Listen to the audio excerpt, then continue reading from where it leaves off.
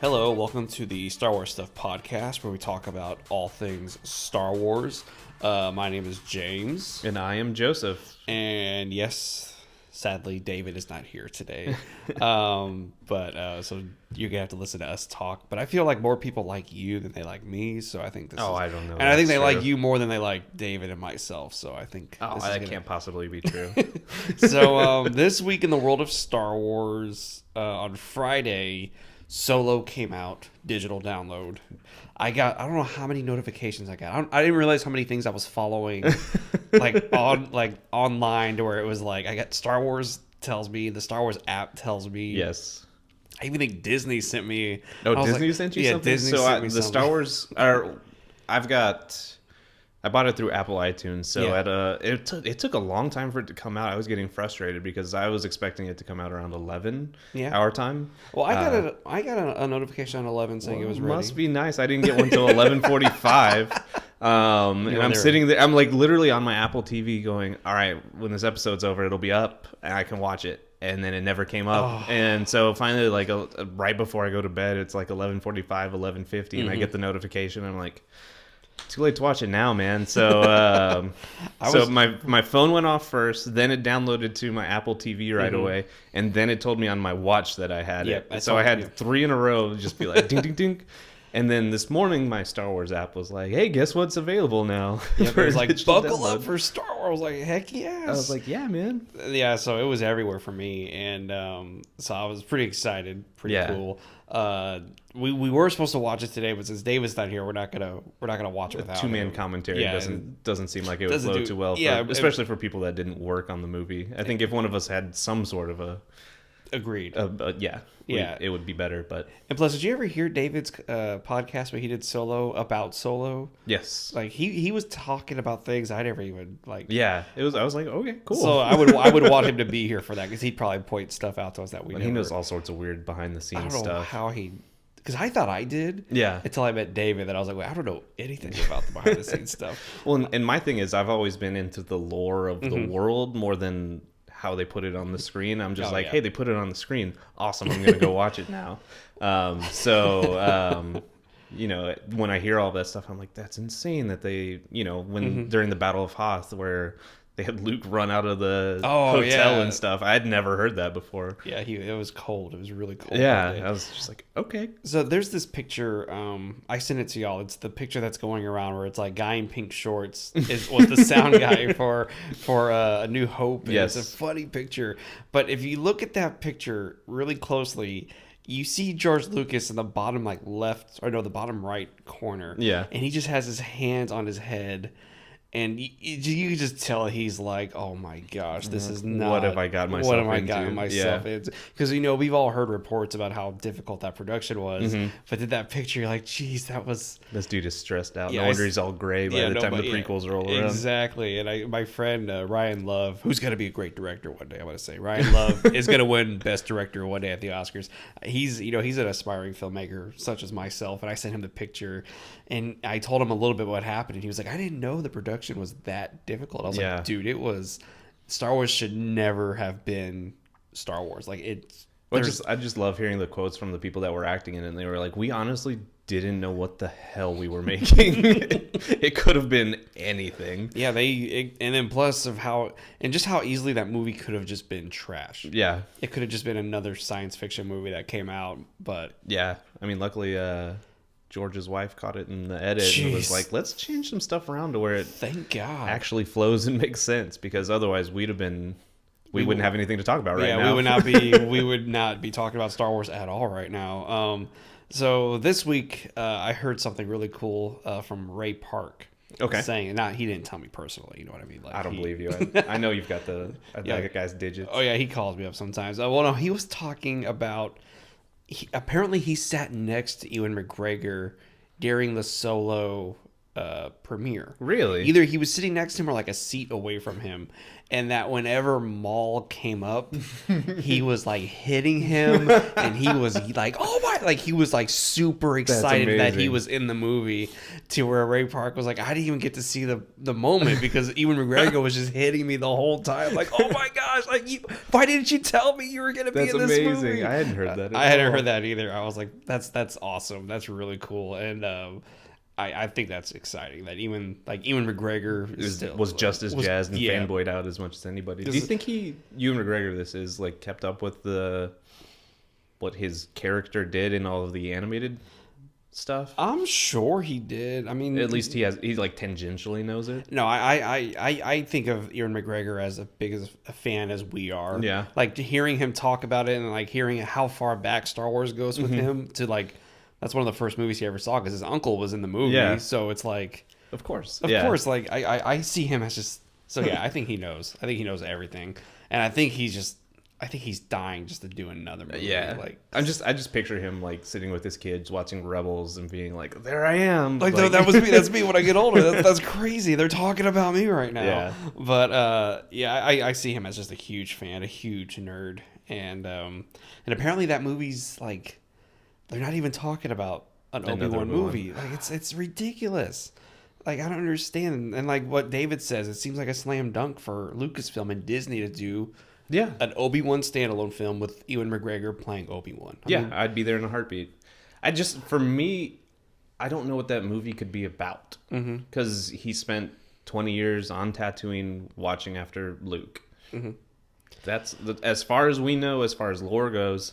That's all he did, other than a couple of things like out in the desert. Like he never left Tatooine after that because it would just be too dangerous for him. Man, but they could do something. Like they could do a movie like about him but not about him to where he's there, you know what I mean? Right. And I think that'd be pretty cool, but I don't know, we'll see what Lucasfilm is doing, what Kathleen Kennedy. I think Kathleen Kennedy's job and her goal right now is just to get 9 out. I think so too. I that's why I think when they said we're gonna put everything on hold, everybody freaked out, but now that I'm thinking about it, I'm like, no man, she's focusing 100% because on getting this one out. Well, just think about all the stuff that's going to spin out after 9. Mm-hmm. You've got the Johnson trilogy. Mm-hmm. You've got the Benioff and Weiss stuff. Yeah. Sorry, had a little burp. The Benioff and Weiss stuff, which we don't know how many movies that's going to be. Yeah. We don't know. We know it's not going to involve the Skywalkers. It's not going to have the Skywalker title to it, but like it could mirror the story of the new trilogy. It could be between prequels and sequels. Like, hey, we have no idea. We have no idea. So she's probably also trying to make sure that episode 9 is done right, so that everything that comes after it can fall into place easier. I think I honestly think that's exactly what she's doing. And I think everybody got all mad. They're like, what? They're not going to be working on it anymore. But now I'm like, well, that's a huge monumental task right there. Right. Fit episode 9. Like, that's it. Yeah. For all of us Star Wars fans, I mean, now we know Johnson's and Benioff and Weiss, but for us fans for a while there, we thought 9 was it. Yeah. Like, 9 is...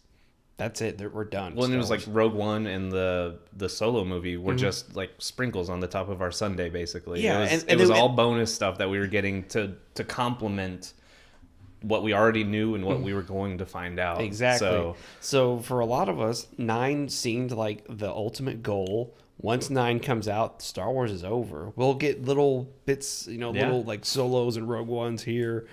But hopefully. now it's like, whoa, we're going to go further. But no, I don't think it's hopefully. I think we will. But I think she's like, Disney did push Solo forward when she said no, she wanted it in December. But now I'm thinking maybe that was a good idea. Maybe, what's his name? Oh my God. Bob Iger. Was probably like, you need to focus on this movie. Like, I need you 100% on that way. She's not worried about the promotion of Solo and all of that kind of stuff. And then which I think that's why Solo wasn't promoted as well, because they were still trying to get Last Jedi like kind of finished out the door. And like apparently she seems very hands on. She seems like she's always there with them, always making sure they're not messing up. So you know. I don't know. I've been waiting very patiently for Solo to come out on digital, because I unfortunately, and I think you as well, only got to see the movie the one time in theaters. It just never worked out with my work schedule. Me too. To get it up to a theater and see it a second time. And I loved it the first time I saw it. I've been thinking about it almost nonstop for the last week, how it feels like Star Wars. You know what I mean?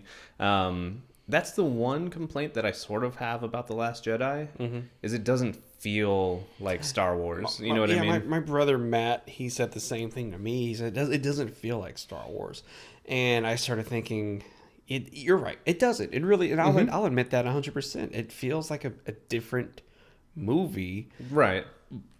But did I still enjoy it? Yeah, I still absolutely. enjoyed it. And it's still canon for me. And it's but I see what you're saying. But with Solo, you're watching it, you're kind of like, this is Star Wars. This is pretty cool. And, I had a conversation with Albert. I don't remember. Yeah, he was telling me that he liked Rogue One more because he felt that one was more like Star Wars than Solo Rogue was. One is like nothing I've ever seen in Star Wars before, because it was so gritty. It was a war film at the very end more than it was a Star Wars film, which I really appreciated. I love that they did. I've talked about it on the podcast before, where Star Wars is such a cool universe. You can literally do any type of story that you want to do: a romance, a mystery, a war film, horror. They're all possibilities. And so where do you think Last Jedi falls into that? Into like what genre was he doing with that? I think he was trying to go for, God, I couldn't even tell you, because it's sci-fi. It's it's like we talked about last week. It's that fantasy sci-fi where it feels like, Luke and Rey are wizards, and they're and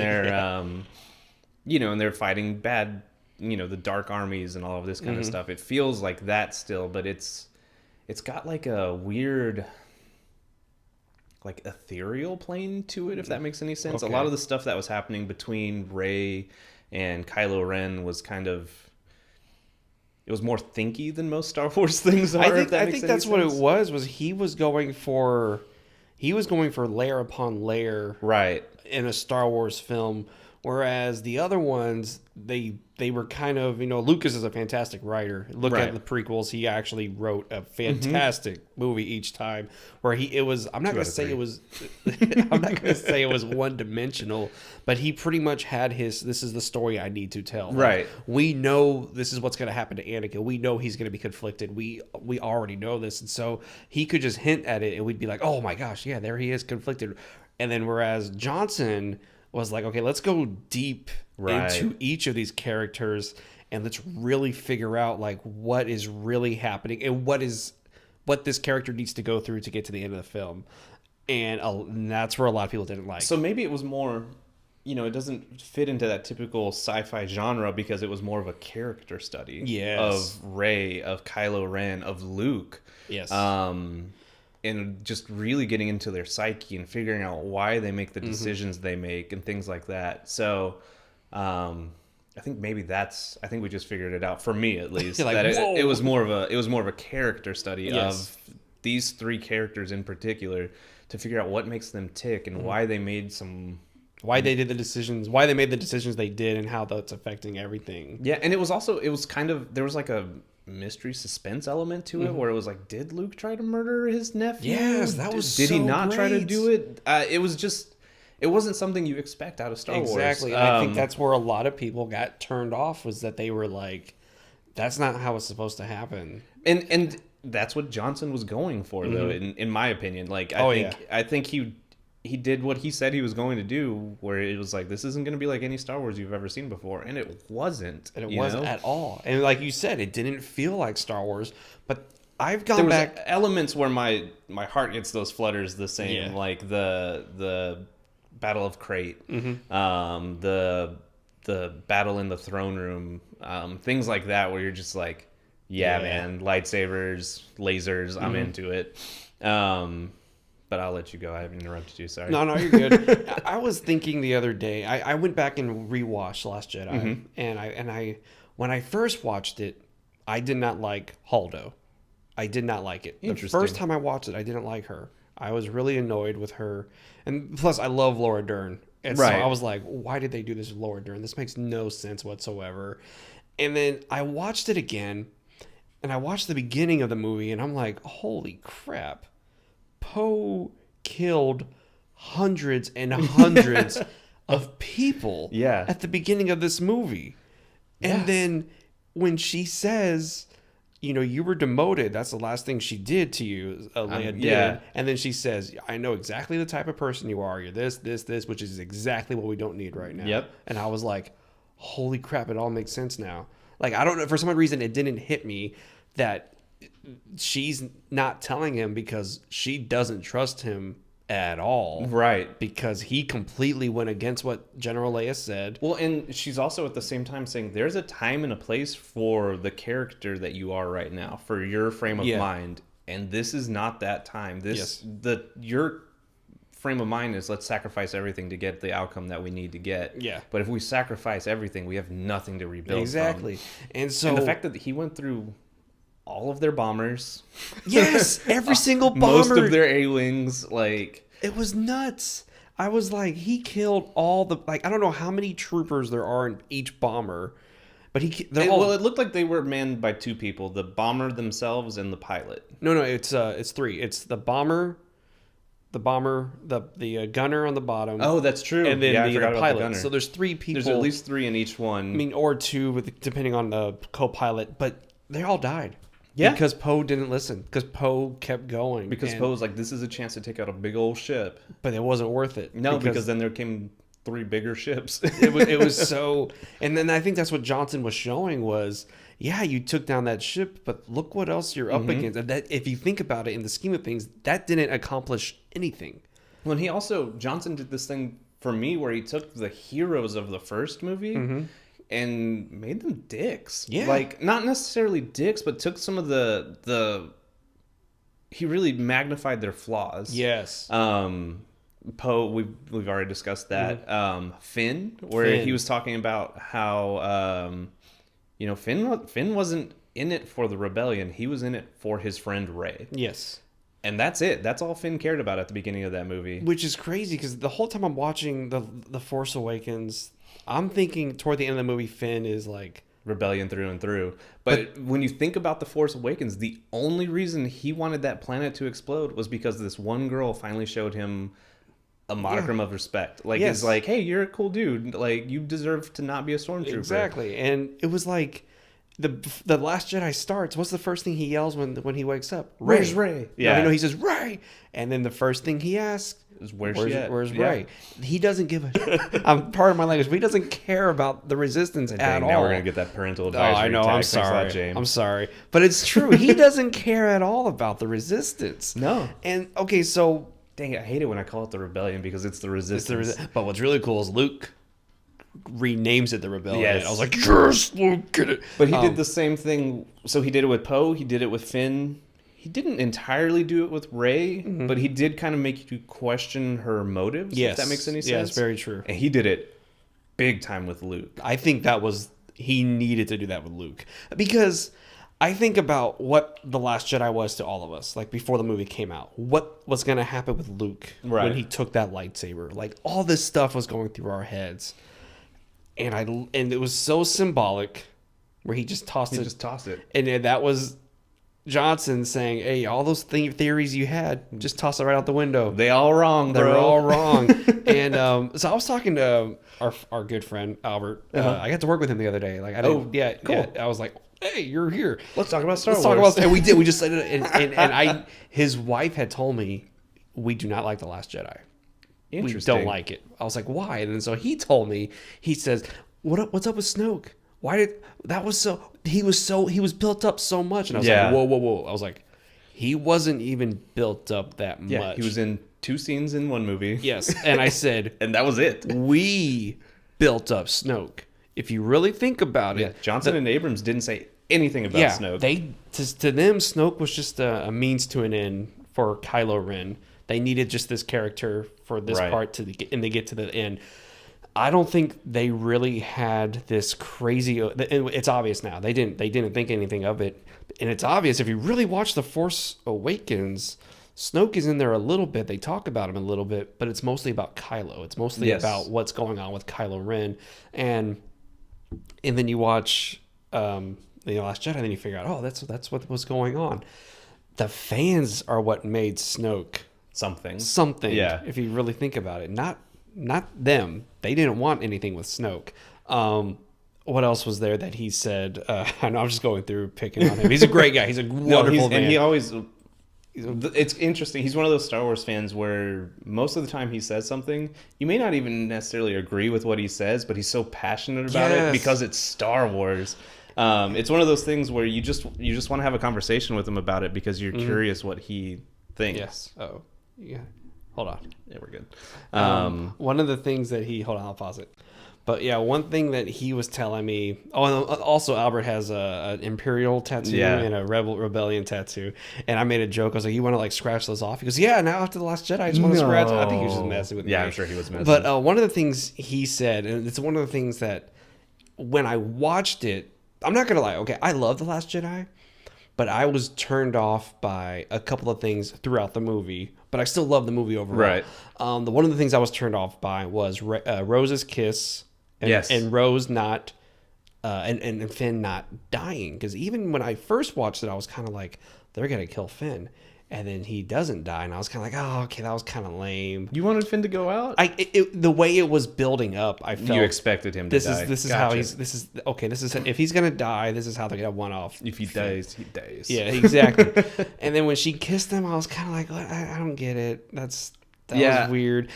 But then... like I said, I went back and I watched it again, and then I'm watching it, and then I see Poe looking, and it's almost like he's having a flashback of the beginning of the movie, and he's like, "No, wait, this is stupid. Yeah, we need to turn around right now." He says it. I think he says it twice. Rose tells him. I think Rose says it like a couple more times. Yeah. Finn, turn around. Freaking kamikaze. And somebody was like, "But he was gonna fly right into it." I was like, no, he wasn't. They show it. They show his gun just melt. Yep. The front of his ship is melting. You know what would have happened if he hit that thing? Just poof, fly on a windshield. Yes. And I was thinking about. I never saw the movie, but I saw the scene. Rain of Fire with Christian Bale and Matthew McConaughey. Yeah. You remember? Did you ever see how Matthew McConaughey's character dies in that? Oh, spoiler alert! Sorry, Matthew McConaughey's character. No, I can't say that I have. He's like running and he like jumps up in the air with his axe and he's like yelling and then fire from a dragon, and then a dragon just comes and catches him and flies away and eats him. Like that's it. That's it. And it was like this. But that's what would have wound up happening because there wouldn't have been enough of his ship left to do any damage to that machine, and he would have died, and it would have been the stupidest thing. Yeah.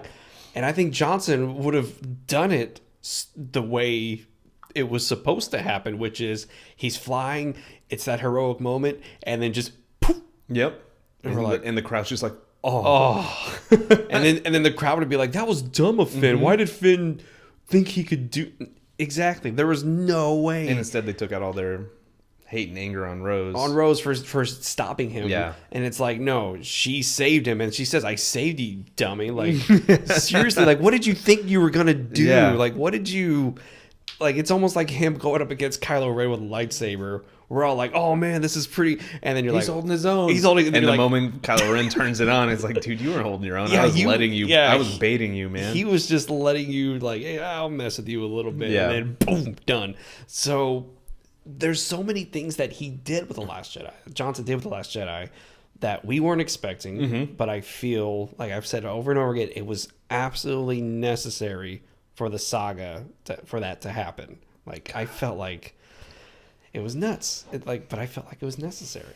Yeah, no, absolutely. And I don't. I mean, I am not jealous of Rian Johnson for having the job that he had because man, he's gotten a lot of flack from the fans for what he did to the saga, and unnecessarily, in my opinion. Like, just because it wasn't your vision, Disney didn't pay you to create your vision. Exactly. They created him to create his vision for the saga. Yeah, they paid him to create the vision first. Right. And plus, he's a storyteller. Like, he studied film. I think he went to USC, the same as George Lucas. He knows what he's doing, man. Like, it's ridiculous. And the amount of flack he's getting, as I'm like, oh my gosh, like, this is crazy. Like, it makes me worried for his, like, it makes me worried that they're gonna, like, M. Night Shyamalan him, basically. You know what I mean? Like, M. Night Shyamalan, after, was it the Last Airbender, that movie that came out, he didn't make a movie for like 15 years. Yeah, or if he did, it was very quietly. It like wrecked his career for a little while. And I worry that Johnson's going to have the same kind of lashback where he's going to keep making, you know, movies, his indie movie that's coming out soon, his new trilogy, and people just aren't going to see it because they're still pissed about one movie that happened. And to be fair, The Last Airbender is really, really bad. I watched it because I love Avatar: The Last Airbender, the Nicktoon. Oh my gosh. He ruined it. It's one of the worst things I've ever sat through. So a lot of people felt the same way about Last Jedi. Yeah. A lot of people were like, he ruined Star Wars. And I consider myself a pretty big Star Wars fan. I consider myself, I'm a big fan. It's weird. I wouldn't have never guessed. Right? Isn't that weird? I know. A lot of people don't know that when they meet me. So having said that, I loved The Last Jedi. I loved what Rian Johnson did with The Last Jedi, because if he would have done what we all expected him to do, it would have been boring. It would have been like, oh yeah, it was a cool action movie, but then if you really look at it, like nothing really happens. Nothing changed the storyline. Nothing progressed. Yeah. You know, I go back to The Empire Strikes Back. Your hero of the first movie gets knocked out in the first 2 minutes of your film.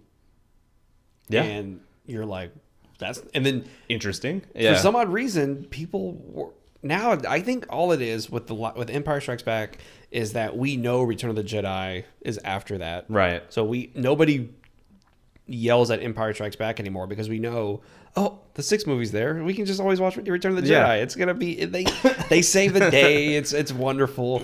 But you got to remember, back in the day, a lot of people when they saw Empire were like, "What? Yeah. Like, what happened to? Why did Luke get kidnapped? Why did Luke get all butt handed to him by Vader? And, why didn't Luke defeat Vader? Like, why right then and there? Like this is so stupid, you know? And why didn't Leia go with Luke instead of like, this is dumb.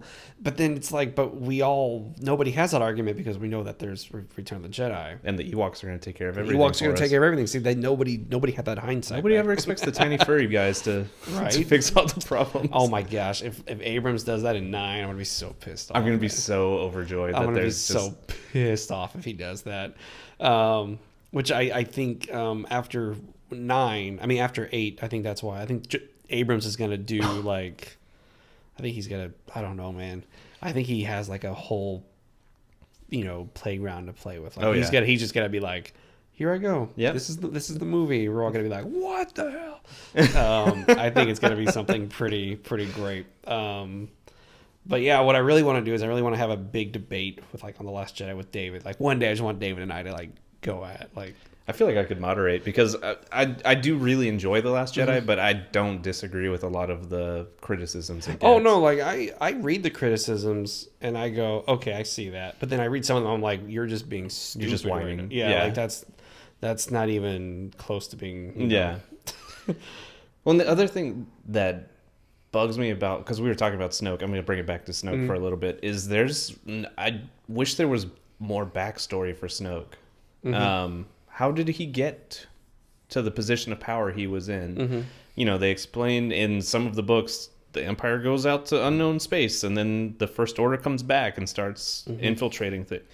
I had read it was his knowledge was what made them gravitate toward him, was his knowledge of what's going on and what he can do with the galaxy. And then and his knowledge of the Force too is unlike anything we've seen up until this point. So how much credence do you give to the fact that he says that he was the reason that mind link between Rey and Kylo Ren happened? I believe it 100%. 100%? Yeah. I don't think there's any doubt. I believe he did that. I mean, why? What about you?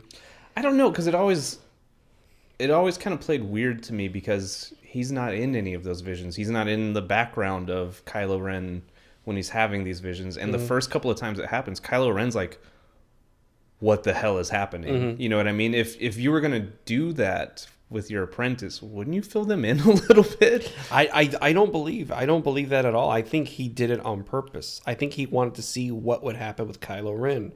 I think that was the whole deal. I don't think he gave a crap about what Rey was actually doing. I think he always knew, I'm going to get this information from Rey. Right. Anyways, I want to see what my apprentice does now. And he just did that. I think he did it all to test out his apprentice to see what was going on and what his choices were going to be. And I mean, it bit him in the butt regardless of whether regardless or not he did it. But then we don't know, like, we don't know what's going to happen with Snoke. You know what I mean? Yeah. Like, we don't know whether or not, like, Snoke's going to come back in 9. You know what I mean? Like, I don't think he is. But I think. Have you ever heard, the old extended the Legends universe, what the Emperor did in that? No. So it's so ridiculous. A lot of the books are Luke and the New Jedi Order and stuff dealing with Sheev Palpatine clones. And every time you kill one of the clones, his spirit pops out of it and goes into the next clone, like a Horcrux. Kind of like a Horcrux, yeah. It's ridiculous. But this is before Harry Potter came out.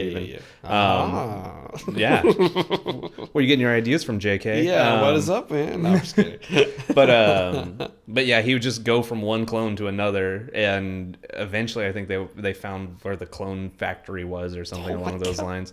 It was ridiculous. Did you ever, like, they were online? I don't know if they were legit or not, but if you ever, like, typed in synopsis of Star Wars 7, 8, and 9, like, did you ever read Lucas's version? Yeah. Of them? I have not. No. Apparently, there was this whole ordeal with the hand. Luke's hand. Luke's hand was being used by the Geonosians to clone another Luke Skywalker. Yeah. I had heard something about that. That was it was going to be like a dark Luke or something, right? Yeah. And then, like, apparently the beginning of Episode 7 and this draft was on Cloud City is now the training ground for the Jedi. And Bespin? Yes. And that an Imperial, like, ship comes in and these guys have, like, jetpacks on. They fly in and their armor looks like Vader's and they call themselves, like, the Vader worshippers. And that's who, like, they start killing. And, like, that was, like, that's what was supposed to happen. That's silly. But it's really weird that was like what Lucas had in mind for that. Okay, let me ask you this question. How do you feel about Disney saying, thank you, Lucas, but we'll take it from here? I'm good with it. Do you think Lucas was okay with that? Or do you think Lucas was kind of like, you guys suck? I think Lucas was like, thanks for a ridiculous sum of money that I can do whatever I want with now. I think Lucas was tired of getting flack for the prequels, and it's insane it makes me so sad. Like, I wish they kept him on as a consultant, because it is his story to begin with. Oh yeah. So even if they made Episode 7 and Episode 8, and now they're making Episode 9, I wish they would be like, so here's the script. What do you think? Because you don't really hear any reports of that. You hear him showing up on set and being like, "Oh, cool," you know what I mean? But and what was it he said after he went to Episode 8? It was interesting. Yeah. I was like, what does that mean? But you don't hear him like having any input into it. Like, I don't know that I necessarily want to see his vision, because like I've said many times with the prequels, his vision is kind of skewed. It's kind of like what I was talking about with George R.R. Martin the other day, where it's been so long since he played in the universe and he messed with the characters, he's forgotten what their voices sound like. I was watching somebody put on YouTube from Puppets to Pixels, and it was the documentary that was on Episode 2 about the visual effects. Okay. About what they were doing, and like what was that? What's the what do you know guy from? Dak. Not Dak. No, not Dak. It's Dex. Dex's Diner. Yeah. And like the amount of like thought that went, and like how much thought they were going into that character. Yeah. And he's only for one scene. I believe his race is a basilisk. That's from Harry Potter, the snake. No, that's what their race is called. I mean, I saw one of those popped up in Twilight Company. Star Wars Twilight Company. I thought that was pretty cool. And then there's one in the Clone Wars cartoons. Okay. He's a Jedi who starts working for the Separatists, and he's just like making the clones kill themselves in this battle over and over again. That's disgusting. Yeah, it's awful. He's a terrible character. He looks cool though. What do you know? What do you know? It's Obi-Wan. I like that. You can tell me by telling me what this is, Dex. I don't know. Directed by George Lucas. Like, that's the end of the movie. But the amount of thought that Lucas was putting into the digital characters, and you can really see like what he was doing with this, and it was insane. Right. What he was doing with that movie. I mean, we've said it before. You can't knock the skill he had for the digitals of it, and the world building of it too. With the, I don't think anyone's come close. I think Spielberg finally matched it with Ready Player One this past year. And then Avatar. That's it. No one else has been able to do what Lucas did with 3 movies. 1, 2, and 3. Like, yeah, it was ridiculous. And then you can really see, and like, I can go back and watch episode 1, 2, and 3. I'm never gonna go watch Avatar again, probably. Yeah. Like, and honestly, long. Ready Player One, I enjoyed it. Mm-hmm. I don't know that I need to see it again. Some of the visuals were spectacular in Ready Player One, though. Like the Shining.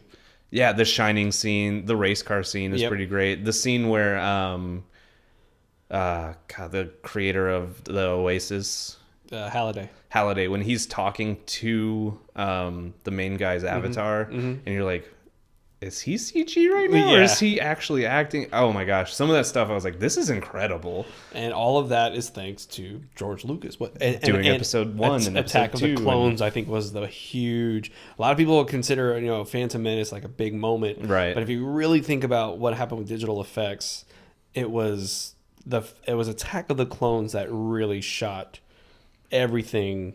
The one thing, my one complaint with that though, is there's not enough substance to those graphics. You can tell it's people pretending.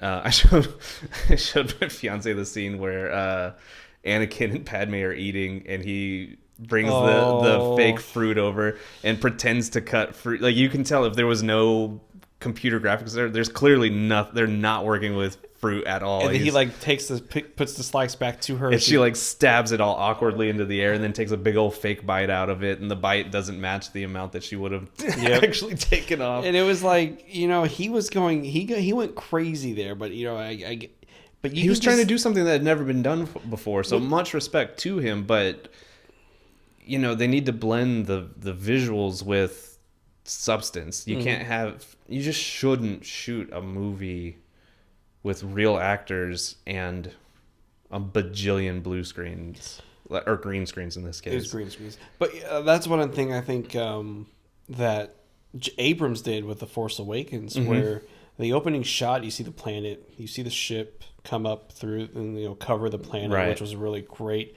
Such a cool shot. And you see the ships come by, and then it cuts to the interior, and you're like, those are 100% real dudes in suits right there. Sitting in a pit with a guy lording over them. And like, I was like, what in the world? And then you see BB-8 roll up at the beginning of Force Awakens. I was like, that's not a digital BB-8. Nope. That's 100% real.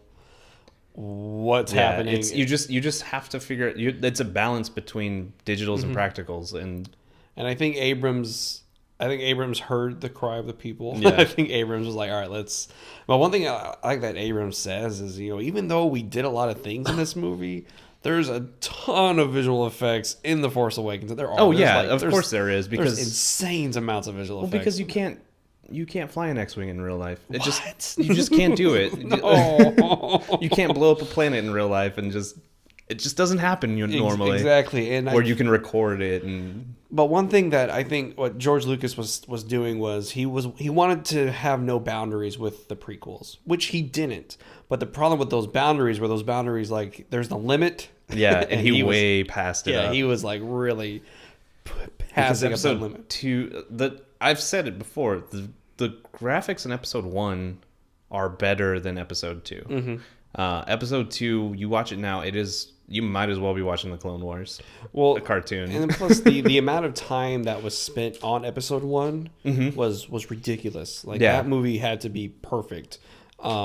which visually it is. It's that pod racing stuff still to this day. I'm like, this was made almost 20 years ago. Yeah, and it looks hyper realistic. How did they do that? And then whereas after 99, then what was it, 2002? So 99. That sounds right. Yeah. So then you got kind of not a rush, but kind of like not as much time as you were. Right. And so with episode 2, you could tell like it was a little bit more rushed, even though it was bigger. Right. It was still pushed a little bit faster. And they didn't have sets in episode 2. No, they didn't. There's like 3 sets in that whole movie. It's the dinner scene, the one scene where they're rolling around in the grass. Everything else is blue screen, I think. I can't think of another scene in that entire movie where I'm pretty sure they were on a set. Parts of the Coliseum had practical effects with it, but man, it is all green screen all the time in that movie. But then you got to look at George Lucas and his way of thinking, and he says, I don't ever want to see the original movies redone the way they were. I never want to see them. I only want to see my new cut of it. And then you got to look at the way he comes in to build his sets, and he's like, why do I have to do that? I can just do this. I can just make it with a computer. Yeah. And I could see where he was going for it. But did you ever hear what James Cameron said? If he had the technology he has now when he did Titanic, he said, I would not have done the kiss on the bow of the ship with a real sunset like we did. I would have digitally done it. See, and that's trash. It's trash, yeah. But then you got to think. Well, have you ever heard the story? I know we're gonna get into weird. I love the movie Titanic. Did you ever hear the story about the kiss on the bow of the ship of Titanic? Okay, so they had they set aside 3 nights, right sunset to do it. Okay. The first night overcast. The second night same thing, overcast. And the third night it was raining, and they're like, we're never gonna get this shot. And then they said out of nowhere the sun just shone and all the clouds cleared away, and they're like, everybody get up. And they said Kate Winslet was running up to the front. the makeup people are throwing all the stuff on her. That's amazing. And they said we had it tracked, we yelled action, and we did it. He says, but it's a little bit out of focus, but that's the shot we used. That's the only one they were able to get. That was the only one they were able to get. He goes, we did it one more time, but it wasn't as great. And he says, and that's how we did it. And so hearing that story... Well, the fact that he's probably the only person in the world who's like, it was out of focus. Oh, yeah. Sure, everybody else is like, that's a perfect shot. That's a beautiful shot. But I think it works because it's a beautiful moment in the movie. It's the first time they kiss and blah, blah, blah, blah. But hearing that story... Stop, James, it's okay. You can cry. I know. You don't have to. I'll never let go, Jack. So I've said before, I've helped with films and I've done stuff, and when that sun starts going down, man, it is like, holy crap. We gotta go. We gotta go. And then so to hear him say I would have done it digitally, I'm like, I get it. Yeah, I understand why he would do it, but if you don't have to, why would you? You know what I mean? Because it's if you've got something that the audience can grasp onto and feel it feels real. It feels like a moving picture as opposed to a moving two people sitting in front of a moving, you know what I mean? In front of a moving cartoon. It's better. It's better for the audience. But then, it's better for the audience. But then think about it this way: if you have the tools, why not utilize them? So I think that's what George was really doing with prequels. I understand that, but in a way, not that he has to respect the audience, but in a way, by going away from practical effects, I should say. I don't know why I said events. I got excited. That was weird. That's a different E word. I just go through the glossary in my head. Extravagant. Yeah. But by going away from practical effects and, taking your audience out of the moments going, that's CG, this is CG, that's clearly CG, it's kind of a slap in the face of the audience. It's disrespecting the people that are paying the money to see the product that you created. But then part of me, I get it, 100%. I get it. Even now, the Avengers movies, I'm still like, that's not even close to being real. Right. Like how Peter and the graphics in Infinity War are amazing up until the last 2 minutes of the movie. Yeah, where it's clearly they just took Bruce Banner's head and put it on the Hulkbuster. Yeah, it was like, what this looks so good all movie, and now it looks like garbage. What are you guys doing? What were y'all thinking with that? Whereas I get what you're saying. It's a slap in the face. Yeah. But then at the same time, Star Wars is known for its monumental breakthrough with visual effects, special effects, back in 77 and then back, in 80 and 83. And so I can see where George was like, okay, that was huge then. Let me see what toys do I have now that I can use to tell the story the same way I did back in 77. So, but the thing with that is, yes, it was visually groundbreaking in 77. Mm-hmm. Was it 80 and 83? But a lot of those effects, the reason they were so groundbreaking was because of how realistic they looked, because they were practical. Mm-hmm. Most of them. I see what you're saying. Yeah. So when you take what you did well out of it and make it all animated and all computer graphics, it's amazing. I don't want to say I hate it, but it takes me personally out of episode 2 in particular, where I'm just like, why did they even cast actors in this movie? You know what I mean? I remember when episode 2 had come out, they had taken a picture with George Lucas next to the digital camera, and my mind was like, my head exploded. Yeah. Because I was like, is this really what the future is for film? Even at a young age, I was like, this is weird. And did you ever hear like the big controversy though? Like whenever Lucas said, I'm never doing film anymore, I'm doing digital, like people in Hollywood were like, you're dumb. Yeah. Like you're stupid. Now everybody does digital. But he was the first one. I think he's the first one to go to it. Yeah. I think Robert Rodriguez also was like, hey, if Obi-Wan Kenobi is doing digital, I'm going to do digital. That's what he said. And so anyways, but that's the other thing. Like Robert Rodriguez in particular, like made his mark with El Mariachi, like a super low budget movie where the effects were trash, but they didn't need to be good because the story was there. And then you get to Spy Kids. Yeah. Anyway, I haven't really seen Spy Kids, if I'm going to be totally honest with you. It's a fun The first two I hear are pretty good. Yeah, it's a fun film. The third one's supposed to be not very good. Yeah, but then what happened? But then, the base was the story and the characters and things like that. Episode 2, the base is not the story and the characters, it's the graphics. And again, that's a slap in the face for the audience, in my opinion.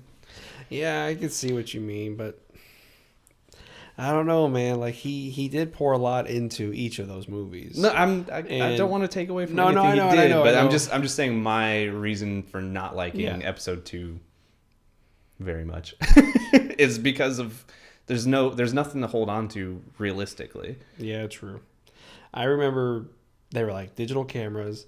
I was like, this movie's gonna look weird, and it did. It looked weird, but at the same time, back in 2002, it was like, holy crap. Well, and again, that movie in the theater looked amazing. Yeah, I remember seeing that and seeing Yoda walk up to a clone trooper when he's talking about moving to the forward command post and blah blah blah blah, and being like, none of that is real, but it looks so good. My mind is literally blown right now.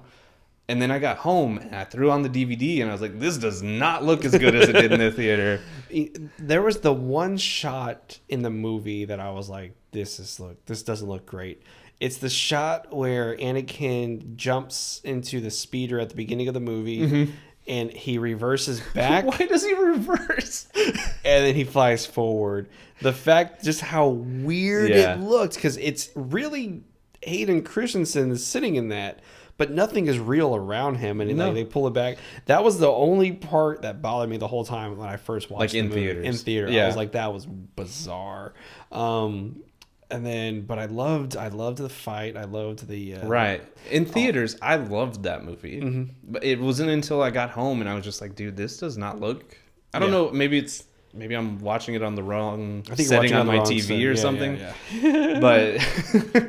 But the scene that always bothered me, regardless of whether or not I saw it in theaters or not, is when Anakin and Padme are in the field and he's riding the cow thing. That's the worst. And it's just like, this looks terrible. It just looks terrible. And plus those creatures look like death mites, you know what I mean? Like they look so, it's like, why was that the choice, Lucas? Like you could have picked anything, but he was like, let's pick these things. Yeah. I will say that the Yoda fight was pretty cool. And what was really awesome was watching the making of that, like I said, from puppets to pixels. Yeah. One of the things that I loved was they were talking about how does like he reaches in and pulls out the lightsaber, and Lucas was like, well, what if he moves aside the thing to reveal the lightsaber? Then he calls it to him, and I was like, Lucas, that was a damn good idea you did there. And it looks cool. And it looks freaking when amazing. You think about it in the moment, you're like, that's so impractical. Why? You're like, I can use the Force. Check it out. It's just, I look super cool. I thought it was. I still think it's. I think it looks amazing awesome thing in the whole world. And there was a few other things where I'm watching, and I'm like, man, that was Lucas's idea. Like that was amazing. That was a really cool choice. And apparently, the shot in Solo that Lucas had a say in was not a say, but he said, it'd be pretty funny if you did it this way. It was when they're in the cape room, and she has the cape, and I think they originally had him like pick it up and like hang it on the thing, but he says Han would just like grab it and just toss it.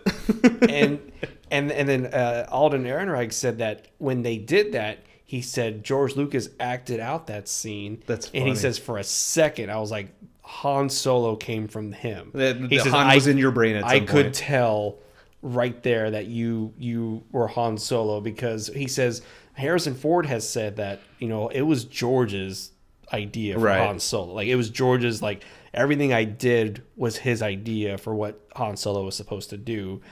And so when Alden Ehrenreich said that, I was like, oh, that's really cool. That means that a lot of those things that we like about Harrison Ford in the first Star Wars was George Lucas telling him like, this is what you're gonna. This is how you walk around like. You should walk around like this. And I've seen the making of it where they're with Ahmed Best for episode 1, and he was like doing a walk, and then George Lucas was like, no, it's like this, and then he did the walk. He like physically does it, and it was like, that's how the walk came about. Yeah. Was George Lucas was like, this is how you're gonna walk, man.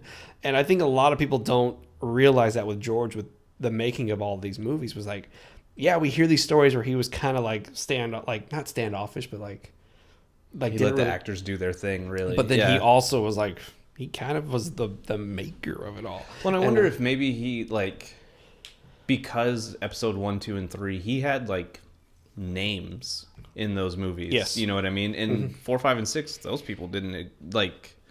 None of those people were big Hollywood names at that point. The only one who was big was Peter Cushing, and then Carrie Fisher, because of her name. Because of her lineage, not because of what she had done, not because of her accomplishments.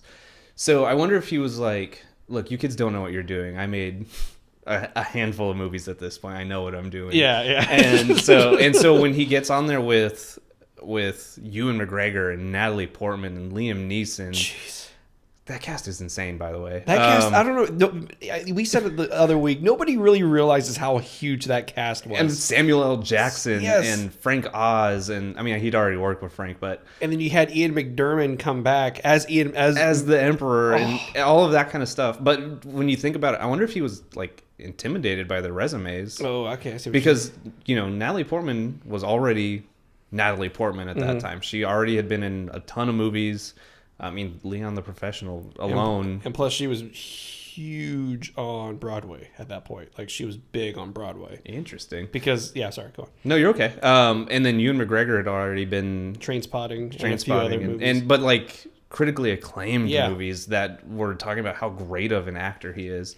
And then Liam Neeson was Schindler. Schindler. Freaking Schindler. He's Liam Neeson. Like, come on. And it was nuts. Like, that And cast... so I wonder if in 4, 5, and 6 he was more hands-on as a director because he didn't trust the performance he was going to get from those actors. Saying. Okay. And in 1, 2, and 3 he was like, well, I mean, you guys know these guys are going to win Oscars at some point. I'm just gonna focus on the effects. Yeah, okay, I see what you're saying. And that's because if you think about it, there's not a lot of directing as far as acting goes in those movies.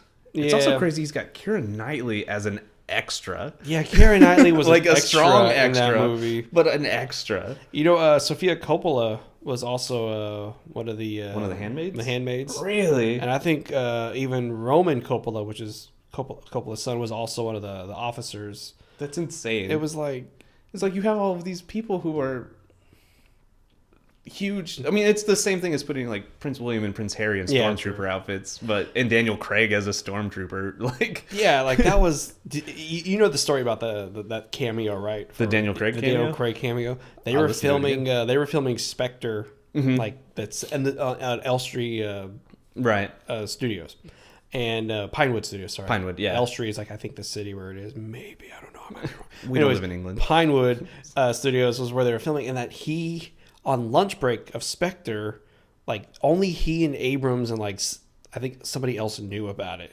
He, like, left for lunch, walked onto the set, they put the stuff on him, he shot the stuff, and then he went back and he kept filming for Spectre. And nobody caught that he had left to go do that. He was probably real hungry, though. Oh, man. But you know what, dude? If somebody says, hey... Do you want to have a random ass cameo in Star Wars? Like, yeah. I would love to. I would love... What am I going to do? I don't care. I'll do that all day. Yeah. How many takes do you need? I'm sure they did it in like 1 or 2 takes. Yeah, knowing Craig, he probably walked in, boom, boom, boom, out the door. Did Daisy Ridley know it was Daniel Craig? I don't know. I want to look that up, whether or not she knew it was him. But I don't know, because Daniel Craig, a lot of people don't know this about Craig, is that his voice actually, he can go different places with it. Like, did you ever see the movie Road to Perdition? Can't say that I did. Well, he does an American like accent in that movie, and to the point when I saw him like later on, I was like, oh, he's not American. Get the hell out! British. Yeah. But anyways, back to Deadpool. If you don't know, that's our little... what were we talking about? What were we talking about? Oh, about the actor, the caliber of the actor. Oh, yeah. So I wonder if that's why... Because, a director should really direct their actors. Mm-hmm. And I have a feeling he was like... That's why he was able to do with Ahmed Best, because Ahmed Best was a nobody at that time. And you see shots with him talking to Jake Lloyd and him talking to Hayden Christensen and stuff like that, because neither one of them were like big known yet at that point. But... For like Ewan McGregor, you see him having a conversation with Ewan McGregor, and then like Ewan McGregor just continues doing whatever he's doing. You know what I mean? Yeah. So I wonder if that could be a factor in the performances, because there's a ton of stupid talented people in in those movies. All of it, like in every it was nuts. It was nuts how many people. Which is why when they brought them back 7, 8, and 9, and Rey was an unknown actress, and Finn had been in one movie that I had known about beforehand, and I mean Oscar Isaac is Oscar Isaac. Isaac was already Oscar Isaac.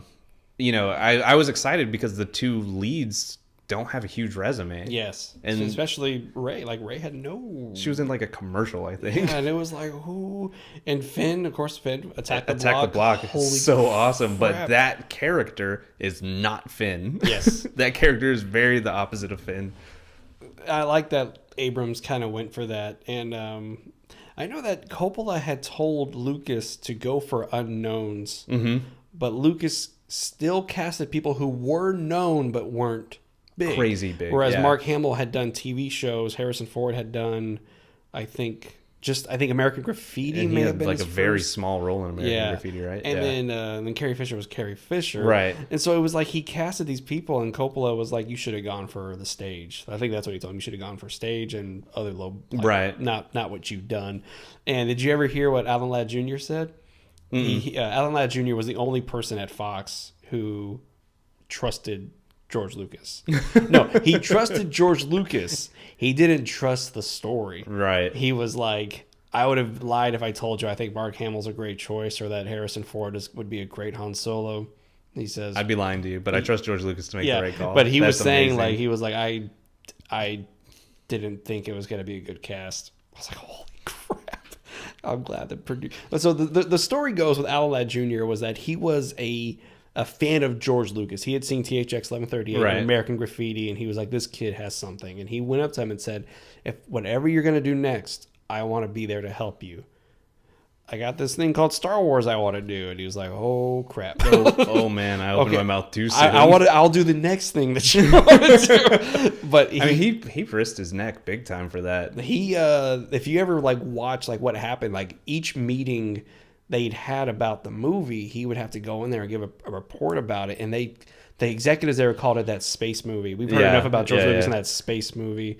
And he calls them up and he says, "Hey, if you don't have the movie done by Monday, when I have to give the meeting, they're gonna shut you down. So finish that movie." And like I think they went, and they finally finished Star Wars. That's so stressful. I know, right? It makes me stressed. I'm like, my stomach is tense thinking about it. I'm telling you, if ever I become a big Hollywood director or producer, I want to make a movie about the making of Star Wars. I think that'd be a great. I think it'd be interesting at the very least. Yeah. Yeah, and then like it ends with all the kids' faces as they watch the screen. I think that would just be the best movie ever. Lucasfilm, I just gave you a really good idea, so I'm just gonna. On that note, copyright James Ferreira, Star Wars Stuff Podcast. but 2018. Yeah, pretty good. Yeah. Anything else to report today? No, I mean I brought stuff to talk about, but we didn't need it. We did pretty good. Yeah. So hopefully the next time we meet, we'll have a solo commentary. I know we said we would last week, but it's just not gonna happen. Yeah, we're really sorry for y'all who are looking forward to that. So yeah, we'll do fun stuff in the future. Yes. Thank you guys for listening, though, for sure. We appreciate every single one of you folks out there. Oh, and I got called out on YouTube. Oh, yeah? I did. I made a statement that Anakin and Grievous had met in the Clone Wars, when in fact they never did meet in the Clone Wars or in the cartoons. They never actually had a scene together. I was told that on YouTube. Somebody. I'm going through those right now, so I'll let you know for sure. They've definitely interacted during the Clone Wars, because Grievous could tell whenever General Skywalker was running the show. But I don't think they ever met each other in person, though. Because if they did, that'd be a huge discrepancy with Revenge of the Sith. Yeah. But yeah, somebody on YouTube pointed out that we were wrong. And I was like, all right, I was wrong. So if you're listening, I admit it. Retractions and apologies. Yes. But everyone else for listening, thank you very, very much. And yeah, we'll be back next week. And may the Force be with you. Always.